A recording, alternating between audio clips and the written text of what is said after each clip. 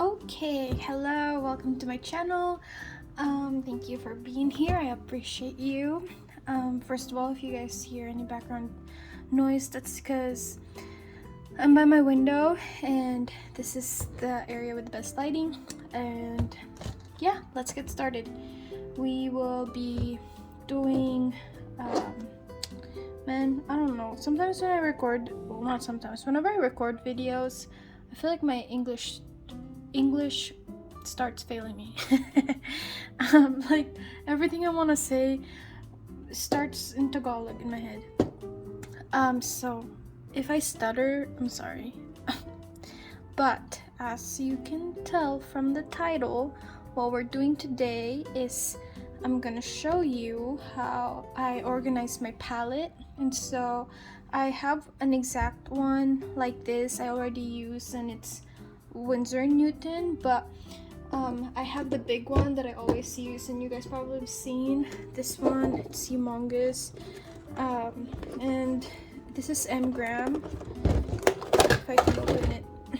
Yeah, so it's big and it takes up so much space, and so I decided I'll make a smaller version and put my stuff on here.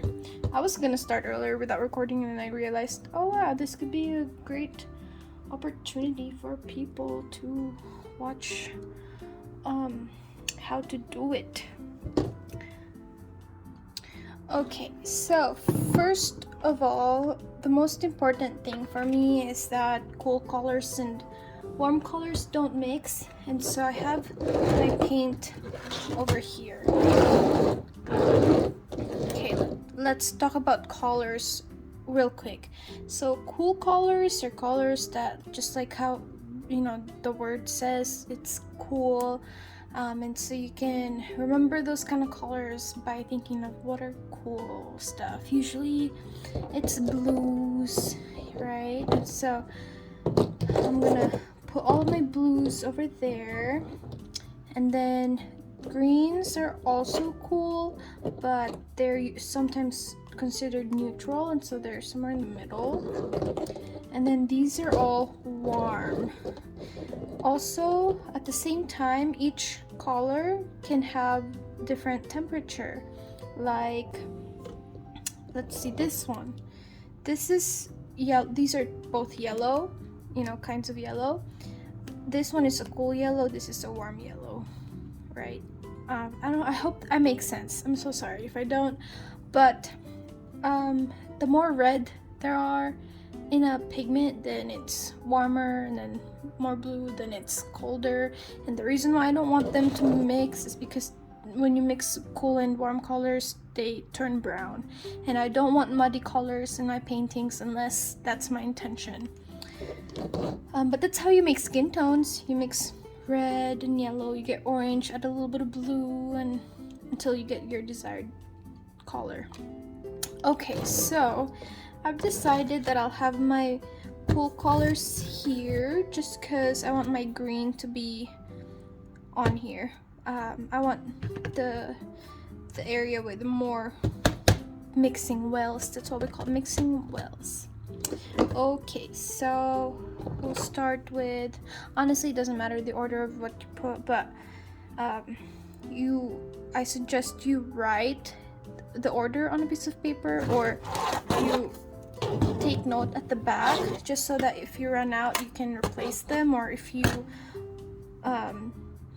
you can replace them, because then what if you don't have any anymore and you can't remember which kind of blue, or whatever. So we'll do that in a little bit. Actually, should I do that now? Maybe I'll do that now. One second, let me get a pen. Okay, I got my pen. This is Sharpie permanent marker. You want permanent so that it doesn't ever go away. And so if I flip this, that's where I'm starting, and I want this to be my ultramarine.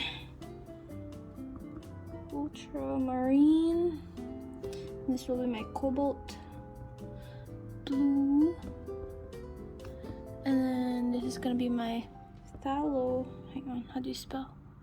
Okay, I think that's what it is. It's okay, I'm the one using this. Sometimes if my, you know, because I teach watercolor, if I end up having a student with no materials at all, then I can offer to let them borrow. Okay.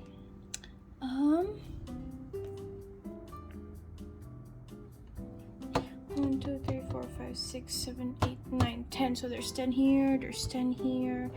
I have 2 greens. I would like my green to be,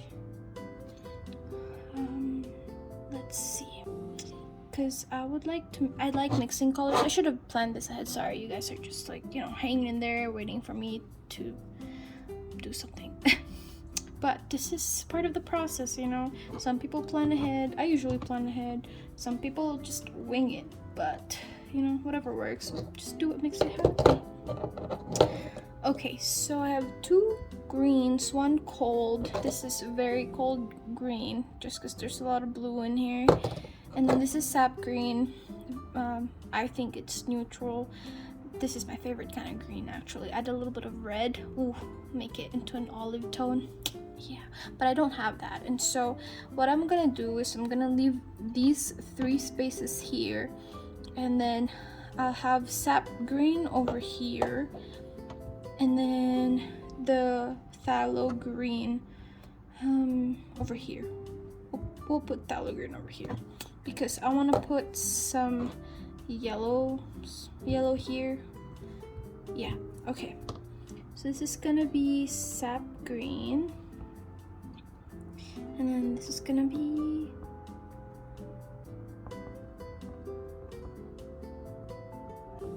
phthalo green.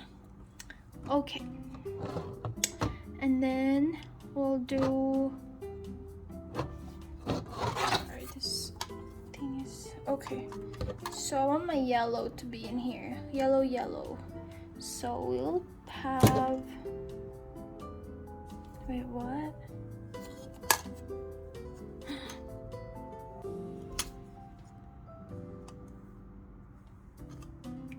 Backwards. No, I wanted my ultramarine to be over here.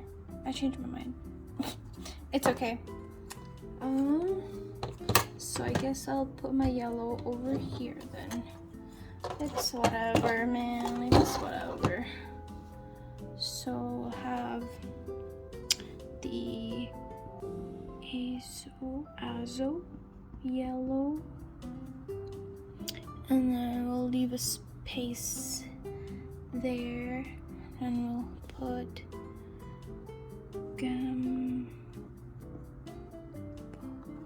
and then the reds are gonna be next to each other. So we have cad red, light, and then I have like my tablet over here. I'm looking at something to match the order on this big one. So if you're wondering, rose, alizarin crimson,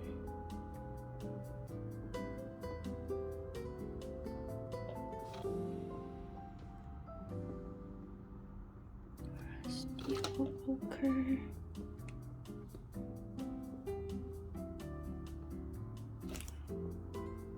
rose sienna, and then burnt umber. Yay! There we go. Okay, so if you guys think the lighting suddenly changed, it did because I left and bought dinner, cooked dinner, and then ate dinner, and then played games with my husband. And so now I'm back. Okay, so let me look at this again. Okay, so ultramarine blue.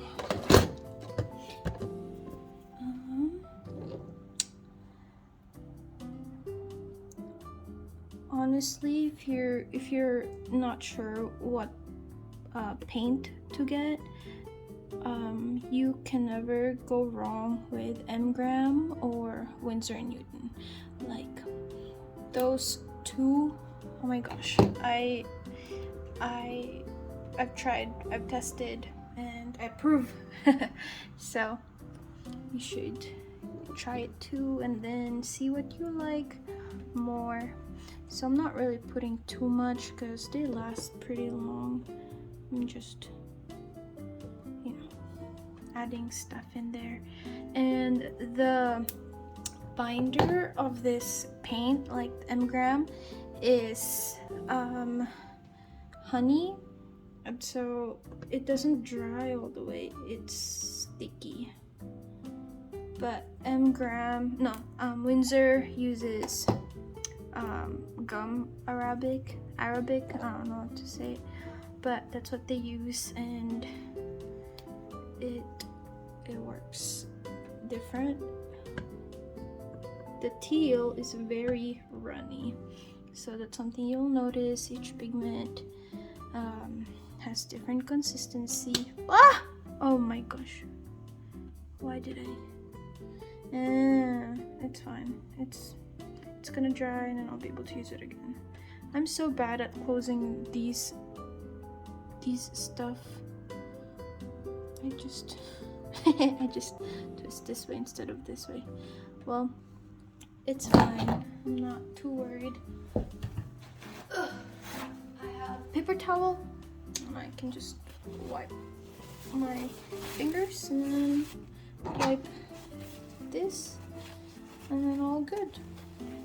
No big deal. Okay, and then have to look underneath. Okay, so phthalo green is right here, which is this one. And again, the reason why I left some gaps is because I use green a lot, just because I love painting plants and flowers, and you know, green is always in there, and so I like making my green warm and cold. I got confused whether to say cool or cold. Okay, let me just tap it down, seal it there. Okay, and then burnt umber. There it is. Oh, I can't open it. Hang on, I'm gonna get my husband to help me. BRB. Okay, he did it. Okay, burnt umber. Whee. And then, honestly, I think I would put more, but it's okay. You can always add more. I just don't want to overdo it. Okay, I just wanted to remind myself what I wanted to do earlier. Raw sienna goes here.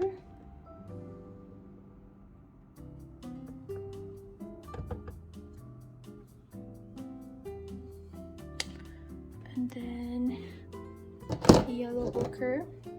Honestly, you do you. You can do whatever you want, use whatever paint you want. I just highly suggest to use the best quality you can get or you can afford, because especially when you're learning, because you don't want to blame yourself for not doing good and then not realizing it's actually just your paper or paint, you know. Plus, it makes a difference. For me, I definitely feel very much motivated when I see the colors. They're so vibrant and pigmented, and makes me feel like I'm doing so much better. Okay, I think this one's next, the rust one. Okay. Oops. Dang, that just came out so powerful. But no worries. It is all good. That's the aqua rust. Okay, permanent alizarin crimson.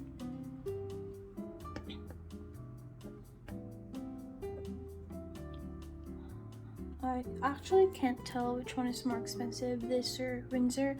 I feel like Windsor is more expensive just because you get less. But there's really, the pigment they have is really vibrant. Like, I think it's worth it, you know? But again, like I said, whatever your budget allows you to get that, you know? And then for paintbrush, don't ever, please don't use the brush that comes with paint palettes ever, like the one with the coarse hair.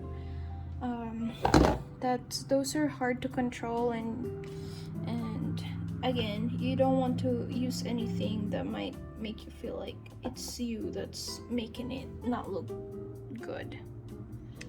Because I definitely had that. I'm like, oh my gosh, I'm so bad at this. I just kept going just because it's so therapeutic. But, you know, I just realized I don't have orange. I feel like, I mean, this is not orange, but I guess this is as orange as it's gonna get. That's fine. I'm not too concerned. I like this color anyways.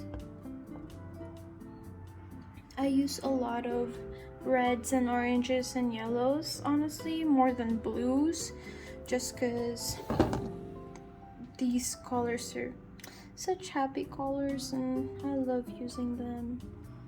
So yeah, and so we put yellow there, and then I'm gonna have yellow here. Oh yeah. Yay! We finished our palette. There you have it. So another advice, one more before I end this video. It's a shorter video this week. Don't use, I mean, you do you. Yeah, you do you. You learn more when you experience things. So you can try, or you can just listen to my advice, you know, up to you. I'm not gonna get offended if you don't listen. It's all okay, because experience is a good teacher. But I highly suggest to not use your paint when they're wet, because you'll just end up wasting a lot of it, and these are not cheap, you know. These are very pricey depending on the pigment, how hard the pigment can be obtained. They can get really pricey. So let them dry and make sure it's laying flat, both of these, and just, you know, put it somewhere and avoid dog hair getting into it, because we have a puppy and I see some dog hair, but it's okay, it's not horrible, it's just a little bit.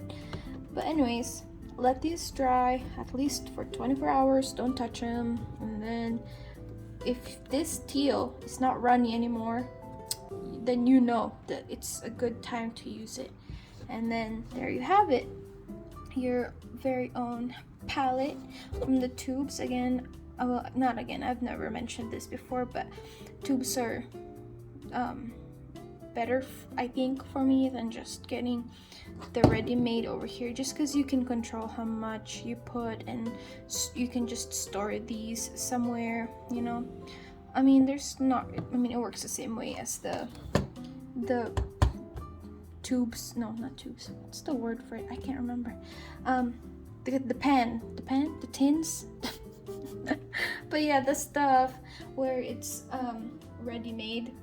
And you know, I'm all over the place today, but all I'm saying is that try things out, figure out what works for you or not. I'm just sharing what works out for me or what didn't work out for me, and I really like having my own personal designed palette, just so I can control where the colors go. Like for this, I know I like to use my greens a lot, and I know I like to use different kind of them, and I don't want to keep buying, you know, different kind of greens when I can mix them, because if I add sap green, if I add red to sap green, it'll become a little olive toned. If I add yellow, then it's gonna be yellow green, you know. And then this is a little blue already, so very foresty color, ready to use. But honestly, even if you only have sap green, you'd be fine, because you can make this, just add blue, to your sap green. But yeah, we can discuss color theory and go more in depth if you guys want. Just let me know what you think. Yeah, that's all. Thank you. Have a good rest of your day, guys. Bye.